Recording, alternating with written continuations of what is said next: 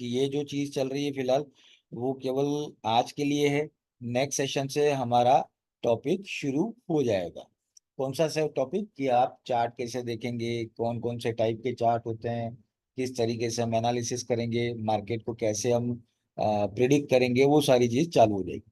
लेकिन आज का सेशन भी काफी इंपॉर्टेंट है। इसलिए इंपॉर्टेंट है, देखिए कि आप लोगों को आज के सेशन के बाद ये पता लगेगा कि इस मार्केट की इम्पोर्टेंसी क्या है, यानी ये मार्केट इतना जरूरी क्यों है। और जैसा मैंने बोला है कि 6.6 ट्रिलियन डॉलर एक दिन का इसका टर्नओवर है, तो वो कहाँ से आता है, कौन करते हैं, कौन लोग हैं जो इस मार्केट को इतना बड़ा बनाते हैं। तो इस मार्केट में काम करने से पहले आपको समझना ये भी पड़ेगा कि कौन कौन सी चीजें हैं जो इस मार्केट को इतना बड़ा बनाती है। ठीक है, चलिए तो बात करते हैं, शुरुआत करते हैं सेशन की। सबसे पहले बात कर लेते हैं कि कौन कौन से पार्टिसिपेंट है। उसमें जो सबसे पहले नंबर के पार्टिसिपेंट है उसको हम कहते हैं द सुपर बैंक। ठीक है, द सुपर बैंक का मतलब है कि वो बैंक्स जो सबसे बड़े बैंक है, जिनका वर्ल्ड में बहुत सारी कंट्रीज में अपना बिजनेस है, वो बैंक जो एक तरीके से हम कह सकते हैं कि वर्ल्ड के टॉप 50 बैंक्स में से आते हैं, उनको हम सुपर बैंक्स कहते हैं। अब आपके दिमाग में ये प्रश्न आएगा कि सर ये सुपर बैंक का काम क्या है इस मार्केट में। देखिए, सबसे पहला काम तो इस सुपर बैंक का इस मार्केट में ये है कि जो भी रेट्स निकलते हैं, जो आप रेट देखते हैं, जो आप अपने टर्मिनल पे देख रहे हैं कि यूरो यूएसडी 1 पॉइंट समथिंग आ रहा है, या गोल्ड का रेट जो चल रहा है अभी, ये जितने भी रेट्स जो निकल रहे हैं ना, ये सारे बैंक के थ्रू निकलते हैं। जितने भी करेंसी एक्सचेंज रेट्स होते हैं वो सारे बैंक के थ्रू निकलते हैं। बैंक के थ्रू रेट आगे जाता है, फिर वो जाता है अलग अलग छोटे लिक्विडिटी प्रोवाइडर्स को। अब आप पूछेंगे सर लिक्विडिटी प्रोवाइडर कौन है। देखिए, लिक्विडिटी प्रोवाइडर बैंक और ब्रोकर के बीच की एक कड़ी है। जो लिक्विडिटी प्रोवाइडर होते हैं वो एक तरीके से लिक्विड प्रोवाइड करते हैं, लिक्विडिटी प्रोवाइड करते हैं। उनका काम होता है कि ब्रोकर्स को वो जो फीड्स आ रही है, मतलब प्राइस आ रही है, उसमें मार्कअप करके वो ब्रोकर को देते हैं। और ब्रोकर जो होता है फिर उसमें मार्कअप लगा के वो आप तक पहुंचाता है, मतलब टर्मिनल के थ्रू हम तक पहुंचता है। ठीक है, तो ये पूरी एक चेन है, जो एक तरीके से हायरार्की भी इसको कह सकते हैं फॉरेक्स मार्केट की।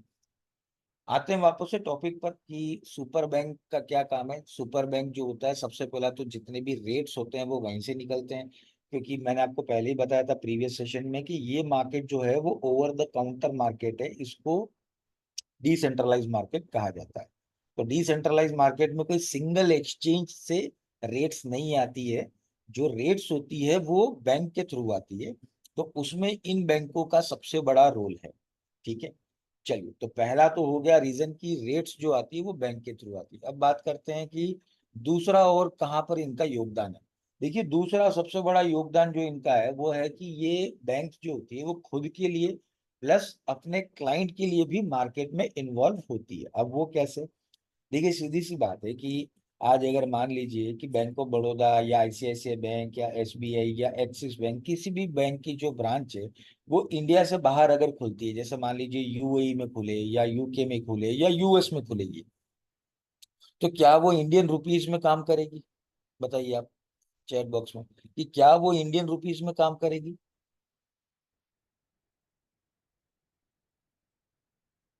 नहीं करेगी, बिल्कुल नहीं करेगी। क्यों? क्योंकि देखिए, जिस बैंक में, भले ही वो बैंक कहीं की भी हो, कोई भी ब्रांच हो, जैसे इंडिया में आप देखोगे तो सिटिंग बैंक है, डॉइश बैंक है, ये सारी बैंक इंडिया में भी है, लेकिन वो काम करती है इंडियन रुपीज में। जब आप वहां पे काम करेंगे या वहां पे आप अपना अकाउंट ओपन करेंगे या उसमें डिपॉजिट विड्रॉल करेंगे तो वो इंडियन रुपीज में ही काम करती है। तो यहाँ की भी जितनी भी बैंक से अगर वो बाहर खुलती है या बाहर अपनी ब्रांच को ओपन करती है तो वो फॉरेक्स में ही काम करेगी, मतलब उस पर्टिकुलर कंट्री की करेंसी में काम करेगी। अब सीधी सी बात है, जितने भी इंडियंस जो बिजनेसमैन है, जो अपना इंपोर्ट एक्सपोर्ट का बिजनेस करते हैं और प्रिफर करते हैं कि देखिए उनका अकाउंट अगर यहाँ पे एसबीआई में है, तो वो ये सोचते हैं कि चलो मेरा यूएस में अगर बिजनेस है तो मैं यूएस में भी एसबीआई बैंक में अकाउंट खोल देता हूँ, ताकि मुझे पेमेंट को भेजने में कोई प्रॉब्लम ना आए बिजनेस में। ठीक है, तो ये सारी चीजें जो है, बैंक को फॉरेक्स अवेलेबल करवाना अपने क्लाइंट के लिए, इसलिए बैंक खुद भी फॉरेक्स में ट्रेड करता है। आप भले ही बिलीव ना करो, पर इंडिया के भी कई बैंक है जो फॉरेक्स में इन्वॉल्व है। तो ये सारी चीजें बिना बैंक के तो हो ही नहीं सकती है। ठीक है, तो सबसे बड़ी बात यह है कि डिसेंट्रलाइज मार्केट होता है तो यहाँ पे जो भी वर्ल्ड की बैंक्स हैं, एक्सचेंज रेट्स उन्हीं के थ्रू जाती है। फिर सप्लाई और डिमांड के हिसाब से अगर देखा जाए तो बेडास स्प्रेड भी यहीं से निकलता है। अपने क्लाइंट को जो सर्विस देनी है, इनको पेमेंट के थ्रू देना है, तो वो सारे बैंक के थ्रू ही जाते हैं। तो बैंक जो होता है वो एक बहुत बड़ा पार्टिसिपेशन इस मार्केट में करता है। इसीलिए यहाँ पे कहा जाता है द बिग बैंक्स। ये आप देखिए, जो स्लाइड मैंने आपको दिखाई है वहां पे अलग अलग बैंक्स के नाम है और उनके वॉल्यूम है जो पे आप देख रहे हो। अब कौन कौन सी बैंक के वॉल्यूम आप देख रहे हो, तो बार्कलेस कैपिटल इसमें है, सिटी बैंक है, डोइश बैंक है, जेपी मॉर्गन है और यूबीएस एजी बैंक है। अब लगभग आपने सभी बैंकों के नाम एक बार सुने होंगे, आपको इतना आइडिया होगा। सारी इंटरनेशनल बैंक हैं ये, ठीक है, जिनके ऑपरेशंस लगभग वर्ल्ड की 100 से ज्यादा कंट्रीज में इनके ऑपरेशंस होते हैं, ठीक है। तो इसीलिए बैंक जो होता है उसके बिना हम इस मार्केट की कल्पना कर ही नहीं सकते। विदाउट बैंक फॉरेक्स मार्केट कुछ नहीं है। तो बैंक सबसे बड़ा पार्टिसिपेशन इस मार्केट में देता है, ठीक है। चलिए, तो ये हो गया हमारा पहला पार्टिसिपेशन। दूसरा पार्टिसिपेशन हम बात करते हैं, वो है लार्ज कमर्शियल कंपनीज, ठीक है। अब मैं आपके सामने कुछ नाम लेता हूं, जैसे एनवीडिया कंपनी है, ठीक है। इसके अलावा माइक्रोसॉफ्ट है, गूगल है, ठीक है। उसके अलावा टेस्ला है। इंडिया की कुछ कंपनीज की मैं बात करूं तो रिलायंस इंडस्ट्री है। उसके बाद टाटा मोटर्स है। उसके बाद टाटा ग्रुप है पूरा, या अडानी की बात हम करें। देखिए, ये जितनी भी कंपनीज मैंने आपको नाम लिया, ये मल्टीनेशनल कंपनीज है सारी। मल्टीनेशनल मतलब कि इन कंट्रीज का जो बिजनेस है, यानी सॉरी, इन कंपनीज का जो बिजनेस है वो मोर देन 50 और 50 से ऊपर कंट्रीज के अंदर इनका बिजनेस होता है, ठीक है। अब देखिए, जो भी बिजनेसमैन होता है वो अपने बिजनेस को बढ़ाने के लिए क्या करेगा, वो एक्सपोर्ट करेगा अपनी सर्विसेज को या अपने प्रोडक्ट को। तो सर्विस और प्रोडक्ट जब एक्सपोर्ट करता है तो सबसे मेन जो इश्यू आता है वो होता है पेमेंट का, कि पेमेंट वो कैसे पहुंचाएगा।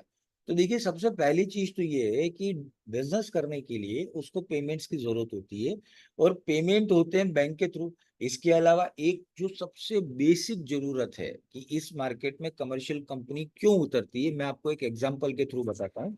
बहुत सिंपल एग्जांपल मैं दे रहा हूँ, ध्यान से सुनना, तो आपको एकदम समझ में आ जाएगा।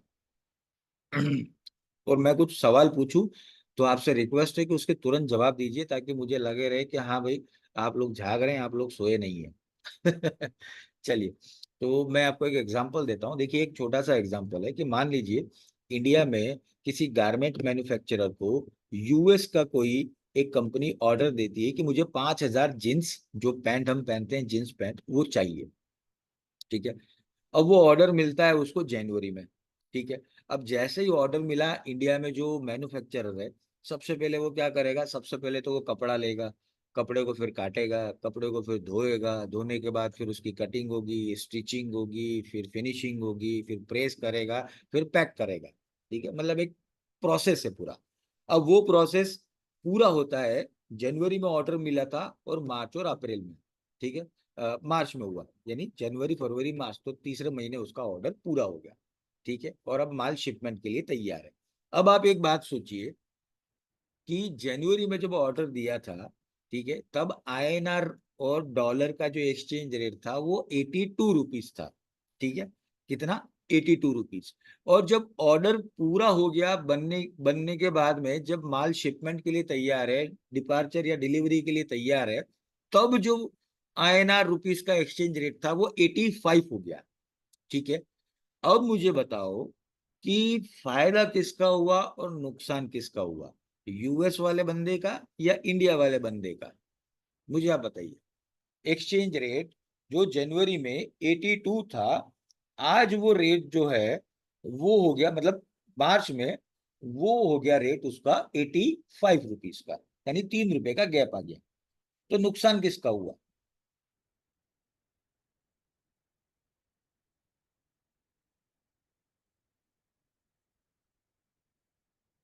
चलिए, कुछ आ रहे हैं आंसर और भी दीजिए, मेरे को उम्मीद है और लेंगे।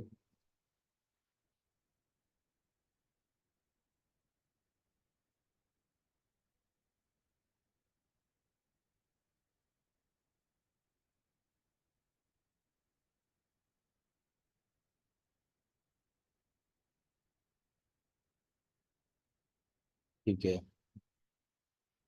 चलिए ठीक है।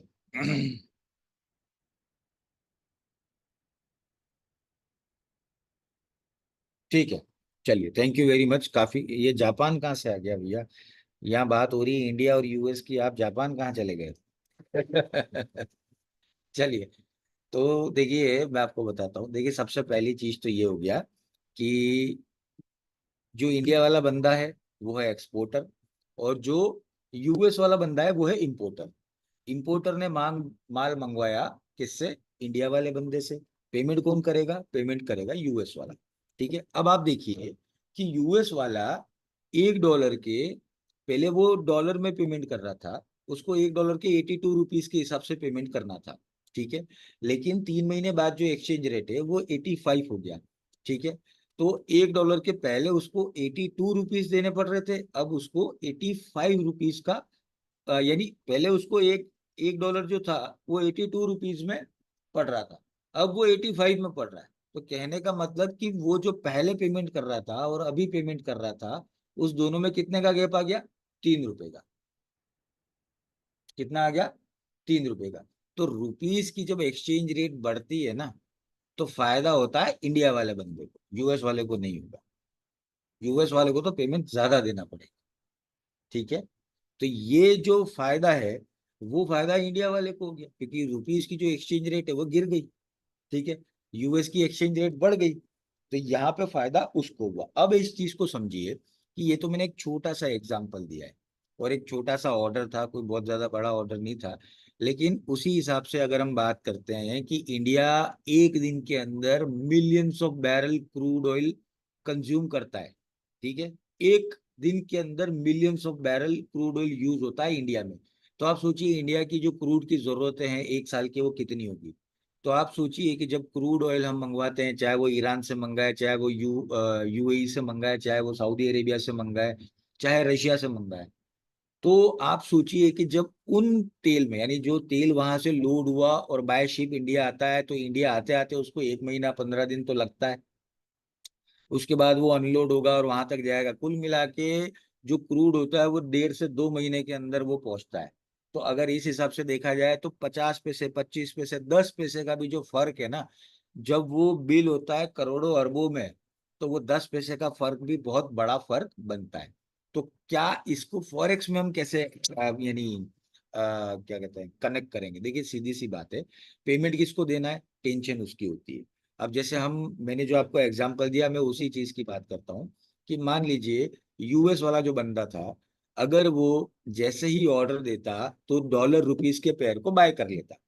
ठीक है, अब डॉलर बढ़े या घटे, उसको वहां पे नुकसान होगा तो यहाँ फायदा होगा, और यहाँ फायदा होगा तो वहां नुकसान होगा। तो उसने क्या किया?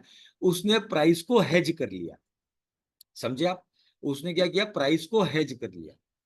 अब जैसे ही उसका वहां पे 2 रुपए का प्रॉफिट होगा, जैसे ही यहाँ पे वो पैसा देगा, वो अपनी पोजीशन को कर देगा क्लोज, वहां से प्रॉफिट उठाएगा, यहाँ से लॉस वो बुक कर देगा, क्योंकि एक्सचेंज रेट का जो नुकसान उसको हो रहा है उसका फायदा उसने ले लिया ट्रेड से। और अगर एक्सचेंज रेट में उसको फायदा होता तो ट्रेड में नुकसान होता, तो दोनों चीजों को वो मर्ज कर लेगा, उसको कोई नुकसान नहीं हुआ ओवरऑल, और इस तरीके से वो बच जाएगा। तो इस तरीके से जितनी भी कंपनीज है, मैं तो ये केवल आपको गारमेंट का एग्जांपल दिया, चाहे वो सॉफ्टवेयर कंपनी हो, चाहे वो मैन्युफैक्चरिंग कंपनी हो, चाहे वो पेट्रोलियम केमिकल की फैक्ट्री हो, कोई भी फैक्ट्री हो, कोई भी इंडस्ट्री हो, अपने इंपोर्ट एक्सपोर्ट को वो इसी तरीके से काम में लेते हैं, ताकि एक्सचेंज रेट का होने वाला कोई भी फ्लक्चुएशन है उससे उनको कोई बात, कोई भी प्रॉब्लम डिस्कस ना हो, मतलब उसको कोई भी प्रॉब्लम ना आए। ठीक है, एक सिंपल सा गणित है। अगर वो डॉलर रुपीस के पेयर को बाय कर लेता है, जैसे मान लीजिए 83 में किया, जैसे मैंने आपको यहाँ पे बताया कि जनवरी में 83 था और यहाँ पे 85 हो गया। अब अगर वो वहां पे डॉलर रुपीस के पेयर को बाय कर लेता, तो वहां उसको फायदा होता, और यहाँ पे उसको ज्यादा पेमेंट किया, उसका उसको नुकसान हुआ, तो बात बराबर ही हो गई। उतना फायदा वहां हुआ, इतना नुकसान यहाँ हुआ, दोनों का प्लस माइनस बराबर। ठीक है, उम्मीद करता हूं आपको पॉइंट समझ में आ गया होगा कि 3 रुपए का जो एक्सचेंज रेट में उसको नुकसान हुआ, तो वहां पे वो बाय कर रहा है, तो वहां उसको फायदा हो गया। तो वहां का फायदा और यहाँ का नुकसान प्लस माइनस बराबर, इस तरीके से।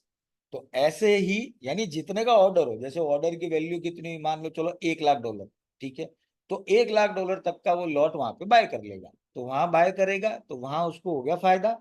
यहाँ पे एक्सचेंज रेट बढ़ गया तो यहाँ पे उसको थोड़ा नुकसान हुआ, तो वो पैसा उसने पेमेंट कर दिया और वहां पे उसको क्लोज कर दिया पोजीशन को, तो वहां पे उसको प्रॉफिट मिल गया जहां पे उसने ट्रेड लगाया था। तो दोनों का फायदा होगा।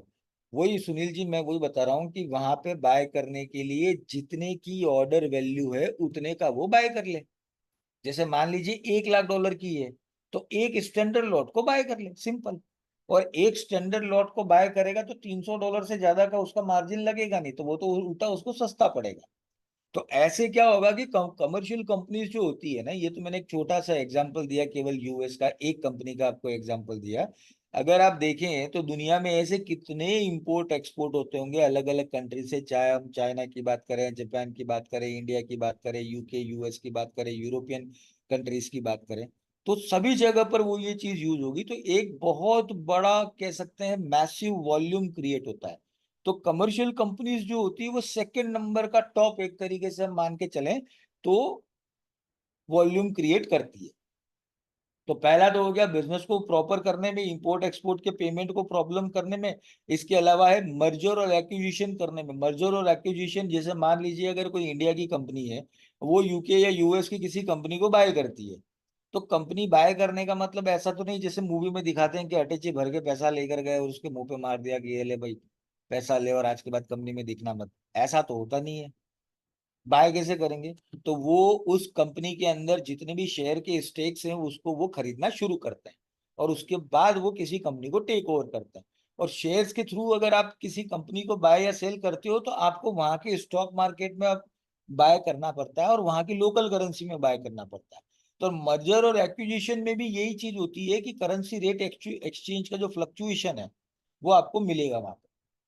तो वो फॉरेक्स के थ्रू करते हैं, ताकि वहां पे आपको जिस तरीके का दोनों के बीच का जो करेंसी रेट फ्लक्चुएशन है वो ना मिले। ठीक है, तो ये सारी चीजें जो है बैंकिंग के साथ साथ, अगर कंपनी की बात करें तो इंपोर्ट एक्सपोर्ट के पेमेंट को, पेमेंट में फॉरेक्स काम आता है। इसके अलावा इंपोर्ट और एक्सपोर्ट को करने के लिए अपने बिजनेस को नुकसान से बचाने के लिए जो सबसे बड़ा करेंसी फ्लक्चुएशन होता है उससे बचने के लिए भी कमर्शियल कंपनीज ये काम करती है। ठीक है, तो उम्मीद करता हूँ ये पॉइंट आपको समझ में आ गया होगा। इसके बाद हम बात करते हैं तीसरे और सबसे इम्पोर्टेंट पार्टिसिपेंट की, जो समझना बहुत जरूरी है। देखिए यहाँ पे बात हो रही है गवर्नमेंट और सेंट्रल बैंक की। ठीक है, आपको पता है इंडिया का सेंट्रल बैंक कौन सा है? आप में से किसी को पता है कि इंडिया का सेंट्रल बैंक कौन सा है? तो प्लीज चैट बॉक्स में बताइए। बिल्कुल सही कहा, आरबीआई, बहुत बढ़िया। ठीक है, थैंक यू। देखिए, जहां तक बैंक इस मार्केट में एंटर करती थी वो समझ में आ रहा है कि चलिए ठीक है साहब, बैंक इस मार्केट में एंटर क्यों करती है समझ में आ गया। क्लाइंट को सर्विस देने के लिए और अपने ऑपरेशंस को स्मूथ बनाने के लिए, और वहां से ही रेट्स जो होती है वो सर्कुलेट होती है, चलो वो समझ में आ गया। लेकिन आरबीआई का क्या काम है? ठीक है, आरबीआई का क्या काम है? देखिए अगर आप ये पॉइंट समझ गए तो समझ लो आपने सारी चीजें समझ। ठीक है, देखिए आरबीआई जो है, आरबीआई का एक मेन काम क्या है? आरबीआई का मेन काम है रुपीस की डिमांड सप्लाई बना के रखना, मॉनेटरी पॉलिसी जो है वो प्रॉपर वे में बनाना और उसको लागू करना। ठीक है, और इसी हिसाब से देश के अंदर एक तरीके से एक्सचेंज रेट की स्टेबिलिटी को बनाए रखना। ठीक है, वो काम होता है आरबीआई का। ठीक है, आरबीआई नहीं, मैं पूरे वर्ल्ड के जितने भी सेंट्रल बैंक से सभी की बात कर रहा हूँ। आपके दिमाग में आएगा कि सर इनका क्या काम, तो देखिए आरबीआई या सेंट्रल गवर्नमेंट की जब हम बात करते हैं ना, तो वो कभी भी इस मार्केट में प्रॉफिट कमाने के उद्देश्य से कभी नहीं आते। इस मार्केट में वो एंट्री कब लेंगे? तो देखिए इस मार्केट में वो एंट्री तब लेंगे to regain price stability on एक एक्सचेंज रेट, यानी एक्सचेंज रेट जो होती है उसकी प्राइस की स्टेबिलिटी को बनाए रखने के लिए। मतलब कि जैसे आज एक छोटी सी बात मैं आपको बताता हूँ कि मान लीजिए आज डॉलर रुपीस का जो एक्सचेंज रेट है वो 84 रुपीस है। ठीक है, मतलब $1 में 84 रुपीस आते हैं। मान लीजिए आप आज रात को सोए, कल सुबह उठे, आपको पता लगा और अचानक से न्यूज आ गई कि आज से 1 रुपया बराबर 1 डॉलर, तो क्या होगा बताइए?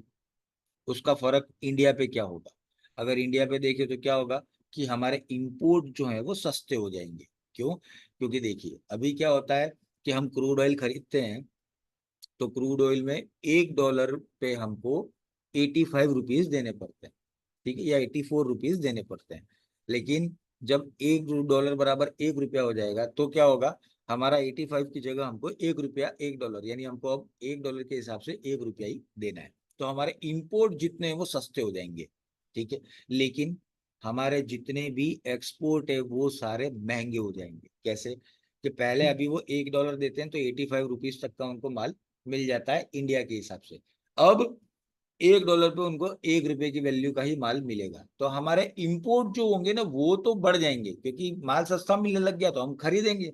लेकिन हमारे एक्सपोर्ट जो है, हमारी एक्सपोर्ट की जितनी भी कंपनियां हैं वो सारी नुकसान में आ जाएगी, क्योंकि फिर इंडिया से कोई माल नहीं खरीदेगा।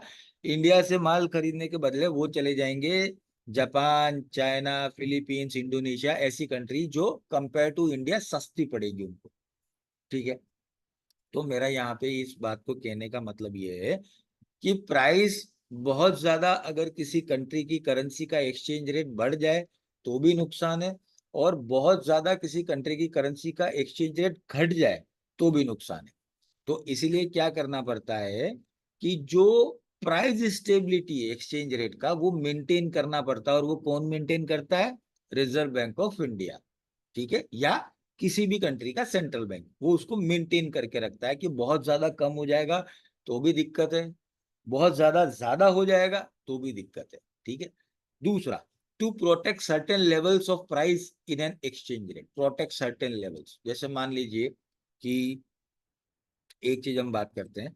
सबसे पहली चीज जो होती है वो सबसे बड़ा पॉइंट ये है कि अगर एक एक्सचेंज रेट के अपन ने ये मान के चलिए कि कोई एक लेवल बना दिया कि हाँ, डॉलर है वो 80 से नीचे नहीं जाना चाहिए और 85 से ऊपर नहीं जाना चाहिए, ठीक है। ये कई कंट्रीज ने एक लेवल ऐसे सेट कर रखे हैं, ठीक है। तो ऐसी सिचुएशन में क्या होता है कि जैसे मान लीजिए 80 चला गया, ठीक है, और उसके नीचे जाने के चांसेस लग रहे हैं, तो तुरंत उस कंट्री की सेंट्रल बैंक क्या करेगी?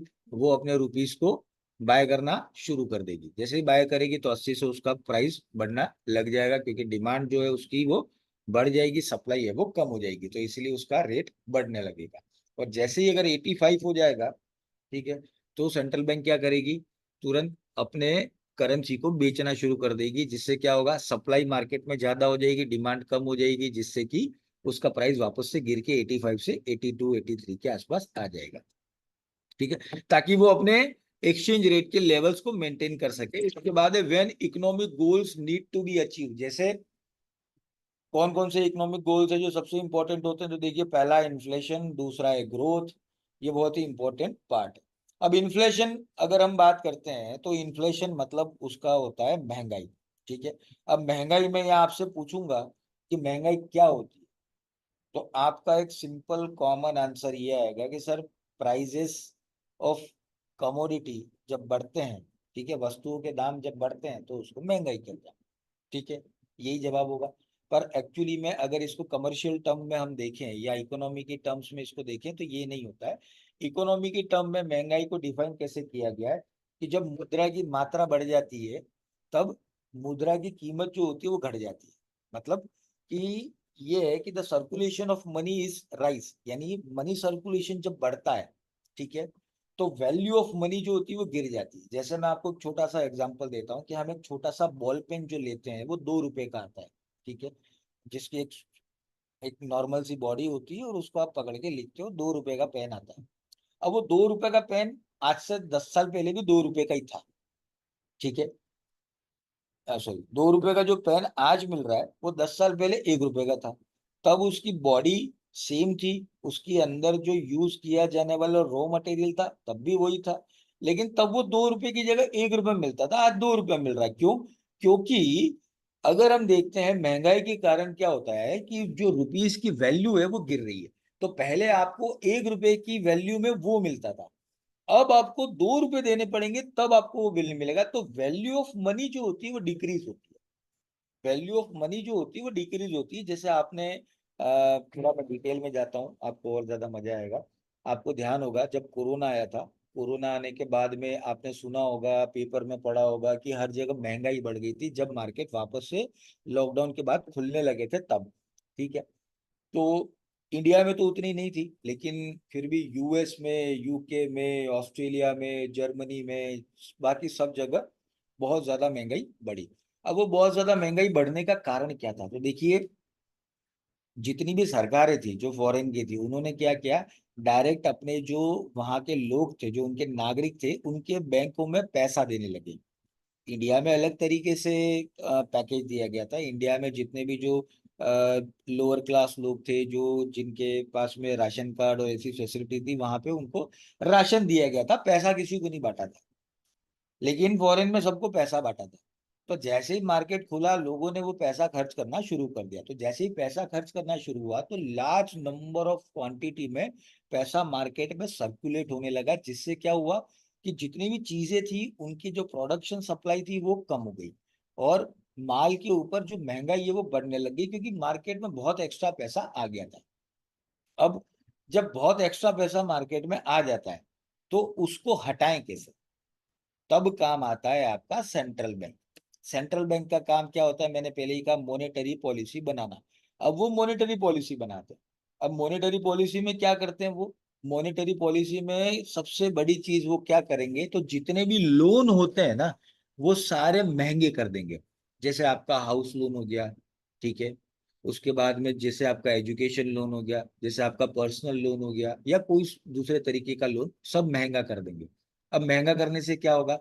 देखिए, महंगा करने से ये होगा कि अगर आपका प्लान चल रहा है कि मैं आने वाले टाइम में घर बना लूं, गाड़ी खरीद लूं, या मेरे बच्चे को मैं फॉरेन में एडमिशन करा दूं, तो वो आप पोस्टपोन कर दोगे कि नहीं यार, अभी रेट ऑफ इंटरेस्ट बहुत ज्यादा है, एक काम करते हैं 6 महीने बाद हम देखेंगे। ठीक है। तो पहली चीज तो वो होती है। दूसरा क्या करते हैं, जितने भी डिपॉजिट्स होते हैं उसके ऊपर इंटरेस्ट रेट वो बढ़ा देते हैं। ठीक है। डिपॉजिट्स का मतलब क्या होता है? तो जैसे आप आरडी, यानी रिकरिंग डिपॉजिट होती है, जैसे एफडी, फिक्स डिपॉजिट होती है, ठीक है, वो सारी चीजें सरकार बढ़ा देती है।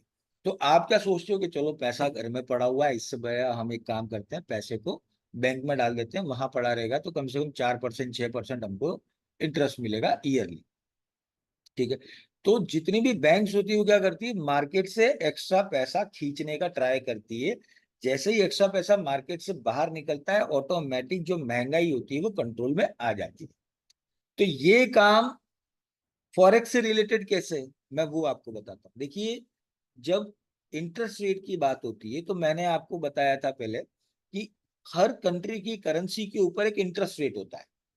चाहे आईएनआर को देख लो, चाहे यूएसडी को देख लो, चाहे जीबीपी को देख लो, चाहे कोई भी करेंसी को देख लो।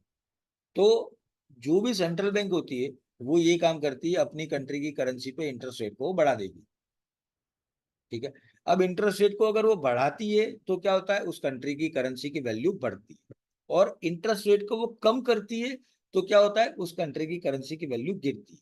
तो वो भी इस मार्केट के थ्रू होता है, यानी फॉरेक्स मार्केट के थ्रू। तो आप सोच सकते हैं कि किसी कंट्री को अगर अपने इकोनॉमिक गोल को पूरा करने के लिए उस कंट्री के सबसे बड़े ताकतवर बैंक को भी अगर इस मार्केट में उतरना पड़े, तो कितनी बड़ी बात है। अब एक किस्सा सुनाता हूँ आपको मैं, बहुत इंटरेस्टिंग है, और आप लोगों को शायद हो सकता है कई लोग ऐसे होंगे जो इन चीजों में इंटरेस्ट रखते होंगे, तो शायद किसी को पता भी होगा ये। अगर किसी को पता है तो मुझे चैट बॉक्स में जरूर बताना ये किस्सा सुनने के बाद। 2012-13 की बात है, जब हम जो क्रूड ऑयल खरीदते थे वो ईरान से खरीदते थे। अब ईरान से खरीदते थे, ईरान से जैसे ही माल आता था, यार क्रूड ऑयल आता था, 3 से 6 महीने की हमारी पेमेंट साइकिल होती थी, उसके बाद उसको पेमेंट किया जाता था। और ये बात फिक्स थी। अब सीधी सी बात है कि 2012-13 में ये हुआ कि क्रूड ऑयल की पेमेंट साइकिल पूरी हो गई थी, और इंडिया को, ईरान को एक बहुत बड़ा पेमेंट देना था। ठीक है, देना था। अब आप सोचिए कि जब ये पेमेंट सारा देना था, उसी टाइम पे अचानक से डॉलर रुपीस का जो एक्सचेंज रेट है वो 75 रुपीस पहुंच गया था। देखिए, मैं ये बात कर रहा हूँ 2012-13 की, तो आज आपको लग रहा होगा कि हाँ 75 तो कम ही है ना, लेकिन उस टाइम पे उसने नया रिकॉर्ड बनाया था 75 रुपीस का। अब इंडिया की जो रिजर्व बैंक है वो टेंशन में आ गई थी, क्योंकि एक महीना पहले ही वो एक्सचेंज रेट था 71 से 72 के बीच में। अब आरबीआई को ये लगा कि देखिए, अगर हम 75 के हिसाब से पेमेंट करते हैं तो इंडिया का जो फॉरेन एक्सचेंज रिजर्व है वो बहुत ज्यादा गिर जाएगा, क्योंकि 3 रुपए का गैप भी बहुत ज्यादा मायना रखता है अरबों डॉलर की पेमेंट में। ठीक है। तो ऐसी सिचुएशन में आरबीआई ने क्या किया, आरबीआई ने रुपीस और डॉलर में रुपीस को बाय किया, डॉलर को सेल किया। ठीक है, फॉरेक्स मार्केट में। और क्या किया, जैसे ही ये ट्रांजेक्शन हुआ, रुपीस को बाय किया और डॉलर को सेल किया, रुपीस को बड़े क्वांटिटी में जब आप बाय करेंगे तो क्या होगा, रुपीस की डिमांड बढ़ेगी, सप्लाई कम हो जाएगी। और डॉलर को बड़ी क्वांटिटी में जब आप सेल करेंगे तो क्या होगा, डॉलर की डिमांड जो है वो कम हो जाएगी और सप्लाई बढ़ जाएगी, जिसके कारण रुपीस जो था वो 75 से 73 तक आ गया, यानी 75 से 73 आ गया, रुपीस की वैल्यू बढ़ गई। उसके बाद आरबीआई ने पेमेंट किया ईरान को, 2 रुपया लगभग इंडिया का सेव हो गया, 2 रुपए जितना एक्सचेंज रेट के हिसाब से फॉरेन एक्सचेंज रिजर्व कम देना पड़ा, क्योंकि वो पेमेंट जो है वो रुपीस में नहीं डॉलर में करना पड़ता था। तो इसीलिए ये प्रॉब्लम इंडिया को आई थी। और ये बिल्कुल रियल एग्जाम्पल है। आप में से कोई चाहे गूगल पे सर्च करना तो इसको सर्च भी कर सकता है, और किसी को अगर पता हो जो इन सब चीजों से जुड़ा हो और उसको ध्यान हो तो मुझे चैट बॉक्स में जरूर बताएं कि हाँ सर, ऐसा मुझे सुना था, मैंने पढ़ा था या मुझे ध्यान था, तो मुझे भी आइडिया लगे कि आप लोग भी इन चीजों में इंटरेस्ट लेते हो। ठीक है, तो ये एक सिंपल इंफॉर्मेशन है, पर ये बताने का जो मेरा सेंस है वो ये है कि आप देखिए कि इस मार्केट की कितनी बड़ी रेपुटेशन है, या इस मार्केट की कितनी बड़ी इंपॉर्टेंस है कि किसी कंट्री को अपने इकोनॉमिक गोल पूरा करने के लिए भी फॉरेक्स मार्केट का सहारा लेना पड़ता है। तो आप समझ रहे हैं कि ये मार्केट कितना बड़ा मार्केट है और कितना स्ट्रॉन्ग मार्केट है। ठीक है, तो होप कि ये पॉइंट आपको समझ में आ गया होगा। अब बात करते हैं नेक्स्ट। हमें देख, सबसे पहले हमने पढ़ा था द सुपर बैंक्स, उसके बाद हमने देखा कमर्शियल कंपनीज, तीसरा मैंने आपको बताया सेंट्रल बैंक, और अब आते हैं हम आगे इन्वेस्टमेंट फंड्स। ठीक है, अब इन्वेस्टमेंट फंड्स का मतलब क्या होता है, देखिए इन्वेस्टमेंट फंड्स का मतलब ये होता है कि जैसे हम एलआईसी हो गया, या क्या कहते हैं, म्यूचुअल फंड्स हो गए, ये क्या है, देखिए म्यूचुअल फंड में क्या होता है कि वो पर्टिकुलर एक फंड होता है जिसमें आप पैसा डालते हैं, ऑटोमेटिकली वो फंड जो होता है वो आने वाले, वो आपने अगर 10,000 डाला है तो वो 3-3, 4-4 हजार करके अलग अलग 3-4 सेक्टरों में इन्वेस्टमेंट कर देता है। वहां से 10% रिटर्न लेता है, यहाँ पे आपको 6% रिटर्न देता है, 4 वो खुद रखता है। ठीक है, ये म्यूचुअल फंड हो गया। एलआईसी क्या करती है, एलआईसी में आपने पैसा भरा, अब वो एलआईसी ऐसा तो है नहीं वो पैसा अपने लॉकर में रखती है, वो एलआईसी आगे इन्वेस्टमेंट करती है। तो एलआईसी आगे से 50% कमाएगी तो जाके आपको 20% देगी। तो जितने भी इन्वेस्टमेंट फंड्स होते हैं ना, उनका काम यही होता है सारा, कि वो चीजों को डबल करें और एक तरीके से एसेट को मैनेज करें। तो उसी तरीके से ऐसे बहुत सारे फंड है जो फॉरेक्स मार्केट में भी अपना इन्वेस्टमेंट करते हैं और उनका बहुत बड़ा वॉल्यूम क्रिएट होता है। तो इसीलिए चौथे नंबर के जो पार्टिसिपेंट्स होते हैं उन्हें इन्वेस्टमेंट फंड्स भी कहा जाता है। बड़े बड़े कैटेगरी के यहाँ पर आपको इन्वेस्टमेंट फंड्स मिलेंगे जो कि कॉरपोरेट तरीके से इस मार्केट में इन्वेस्टमेंट करते हैं। उसके बाद होता है ब्रोकर। देखिए ब्रोकर भी बहुत इंपॉर्टेंट कड़ी है, क्योंकि ब्रोकर वो बंदा है जो बायर्स और सेलर्स को एक प्लेटफॉर्म देता है। अगर आप बायर हैं और कोई सेलर है लेकिन कोई प्लेटफॉर्म ही नहीं मिलेगा तो आप बाय कहाँ करेंगे और सेलर सेल कहाँ करेगा। तो ब्रोकर इसलिए इंपॉर्टेंट हो जाता है क्योंकि वो प्लेटफॉर्म प्रोवाइड कराता है जहां पे बायर्स और सेलर्स बाय सेल कर सकते हैं। ठीक है, तो ये इंपॉर्टेंट होता है। उसके बाद जो नेक्स्ट पार्टिसिपेंट आता है वो होता है इंडिविजुअल इंक्लूडिंग ट्रेडर, मतलब आप और मेरे जैसे लोग, जो कि डॉक्टर हो सकते हैं, इंजीनियर हो सकते हैं, चाहे वो रिक्शा चलाने वाला भी हो सकता है बंदा, मतलब छोटे से छोटा आदमी, बड़े से बड़ा आदमी, मिडिल क्लास आदमी। इसके अलावा वो कहीं से भी किसी भी एथनिसिटी से आता हो, चाहे वो पढ़ा लिखा हो या पढ़ा लिखा नहीं भी हो, वो भी ये काम कर सकता है। इसके अलावा अगर आप देखें तो आप पार्ट टाइम भी ये काम कर सकते हैं, फुल टाइम भी कर सकते हैं, क्योंकि 24x5 डेज है।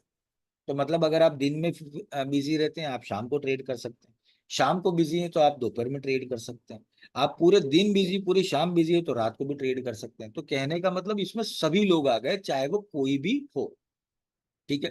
तो फिर कोई बचता नहीं है इस मार्केट में जो पार्टिसिपेट नहीं करता। और अगर आपको एक छोटा सा मैं एग्जांपल देता हूँ कि जैसे 8 अरब इस पूरे वर्ल्ड की जनसंख्या है, ठीक है। तो एक सर्वे के हिसाब से देखा गया है 23% पूरी दुनिया के लोग जो हैं वो इस मार्केट से डायरेक्टली या इनडायरेक्टली जुड़े हुए हैं, ठीक है। तो अब मुझे बताइए कि ये मार्केट कितना बड़ा हो गया है। मतलब इंडिया की टोटल जनसंख्या से ज्यादा लोग इस मार्केट से कनेक्टेड हैं, आप इतना समझ लें। तो ये जो टॉपिक था वो टॉपिक मैंने आपको बताया कि कैसे ये मार्केट की इतनी बड़ी रेपुटेशन है और कैसे ये मार्केट जो है वो क्यों इतना इंपॉर्टेंट है, कौन पार्टिसिपेंट्स है जो इस मार्केट को इतना बड़ा बनाते हैं, ठीक है। तो ये टॉपिक हमारा यहाँ पे खत्म होता है। एक छोटा सा टॉपिक मैं आपको बताता हूँ कि जब नेक्स्ट सेशन से हम टेक्निकल एनालिसिस शुरू करेंगे उसके पहले मैं आपको ये बताना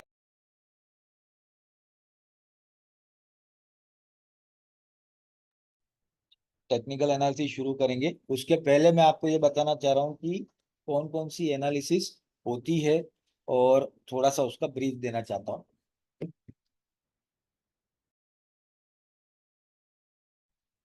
मैं आपको बताना चाहता हूँ कि कौन कौन सी एनालिसिस होती है। देखिए 3 टाइप की एनालिसिस होती है। पहला होता है टेक्निकल एनालिसिस, दूसरा होता है फंडामेंटल एनालिसिस, तीसरा होता है सेंटीमेंट एनालिसिस, ठीक है। टेक्निकल एनालिसिस में आप क्या करते हैं, तो टेक्निकल एनालिसिस में आप चार्ट के ऊपर जो चार्ट के पैटर्न्स हैं, चार्ट के ऊपर जो अलग अलग कैंडल्स हैं, चार्ट के ऊपर जो अलग अलग टेक्निकल इंडिकेटर्स होते हैं उसके ऊपर आप एनालिसिस करते हैं, ठीक है। तो ये एनालिसिस जो होती है वो पूरी तरीके से पास्ट प्राइस के बेस पर फ्यूचर प्राइस क्या हो सकती है उसके ऊपर होता है। तो एक तरीके से ये या तो पैटर्न बेस हो सकती है या मैथमेटिकल बेस हो सकती है, ठीक है। तो कुल मिला के उस वो सारी चीजें जो होती है वो टेक्निकल एनालिसिस में आती है। अब बात करते हैं फंडामेंटल एनालिसिस की। देखिए फंडामेंटल एनालिसिस क्या है, जैसे कोई देश है तो उस देश की जीडीपी क्या है, वहां पे कितने लोगों को रोजगार मिला हुआ है, कितने लोग बेरोजगार हैं, वो देश के अंदर कितनी कारें बिक रही है, देश के लोगों की परचेसिंग पावर क्या है, और उस देश के अंदर इंफ्रास्ट्रक्चर में कितना खर्चा हो रहा है। मतलब किसी देश की इकोनॉमी से जुड़े हुए जितने भी इकोनॉमिक इंडिकेटर्स होते हैं वो सारे फंडामेंटल एनालिसिस में आते हैं, ठीक है। अभी जैसे लास्ट आपने देखा होगा कुछ फ्राइडे पहले एक डेटा आया था जिसमें इंडिया की जो जीडीपी ग्रोथ है 2023-24 की वो 8.2 आई थी, जो कि वर्ल्ड में सबसे ज्यादा है। तो इसका मतलब ये कि इंडिया अच्छा ग्रो कर रहा है। तो ये सारी एनालिसिस जो होती है वो फंडामेंटल एनालिसिस में होती है। Fundamental analysis facts and figure based analysis होती है जो कि हम पढ़ेंगे। उसके बाद आता है तीसरा सेंटीमेंट एनालिसिस। देखिए सेंटीमेंट एनालिसिस सबसे ट्रिकी और सबसे मुश्किल एनालिसिस है। क्यों? क्योंकि देखिए ये बात करता है सेंटीमेंट्स पे। सेंटीमेंट्स का मतलब होता है भावनाएं। अब आपके मन में क्या भावना चल रही है और मेरे मन में क्या भावनाएं चल रही है ये किसी और को पता लगाना मुश्किल होता है। तो इसीलिए सेंटीमेंट एनालिसिस को पता करना और उसको समझना थोड़ा सा मुश्किल है। कभी कोई चीज कोई घटना होती है मार्केट में, उसमें मार्केट क्या रिएक्ट करता है वो होता है सेंटीमेंट। जैसे आपको एक छोटा सा एग्जांपल देता हूँ कि कल कल ही रिजल्ट आया था ना, नहीं परसों रिजल्ट आया था ना, जो इलेक्शन का था। अब परसों रिजल्ट आया, मार्केट गिर गया तगड़ा, ठीक है। क्यों? क्योंकि मार्केट को ये लगा कि भाई मोदी गवर्नमेंट वापस नहीं आ रही है, मार्केट तगड़ा गिरा। तो ये क्या है, ये सेंटीमेंट्स है, ठीक है। फिर उसके बाद रात तक रिजल्ट पता चला कि चलो गिरते पड़ते ही सही लेकिन मोदी गवर्नमेंट वापस से सरकार बना लेगी। तो क्या हुआ, कल के दिन 5 तारीख को आप देखेंगे तो मार्केट वापस से रिकवर हुआ। तो ये क्या है, ये सेंटीमेंट, ठीक है।